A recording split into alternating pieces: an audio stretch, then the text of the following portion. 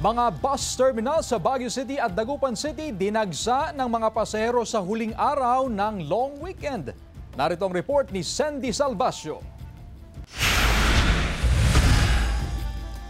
Wala pang alas 7 kagabi nang magsimula ang dagsa ng mga pasaherong magsisibalikan sa kani-kanilang mga probinsya sa GovPac Road Terminal sa Baguio City. Ang mga hindi nakapag-advance booking, matyagang nakapila ng ilang oras sa terminal. Isa na rito ang pamilyang ito na mula pa sa Las Piñas. Isang araw lang daw sila namasyal sa Baguio kasama ang kanilang 3 taong gulang na anak. Wala po kaming choice kundi i-grab po yung last na biyahe, which is yung 8 p.m. 7 bus company ang nakapwesto sa nasabing terminal, kaya't hindi na rin nakapagtatakang dinadagsa ito ng mga biyahero tuwing peak season. Unang-una, puro pa Manila po yan. Talagang lahat po ng bus terminal, puro fully book na rin po sila. Kaya yung pasero, ikot po sila sa bawat terminal.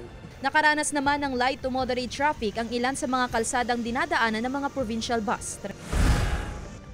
Kahapon, nagsimula na ring dumagsa ang mga pasahero sa bus terminal sa Dagupan City. Pila-pila mga bumiyahe pabalik ng Maynila at paakyat ng Baguio City. Ayon sa pamunuan ng bus terminal, tuloy-tuloy ang biyahe ng bus unit simula noong weekend. Kaninang umaga, patuloy pa rin ang pagdating ng mga pasahero sa mga bus terminal. Wala po akong pasok today, so bukas pa po yung classes ko, so I decided na today po. Patuloy rin ang inspeksyon dito ng LTO Dagupan City hanggang bukas. Pero time to time naman po yung mga law enforcer po naman po, minsan pumapasyal-pasyal po sa mga buses po for security pa rin po ng mga paseros, hindi lang po itong pundas po. Kasama si Daryl Peralta, Sandy Salvacio, One North, Central Luzon.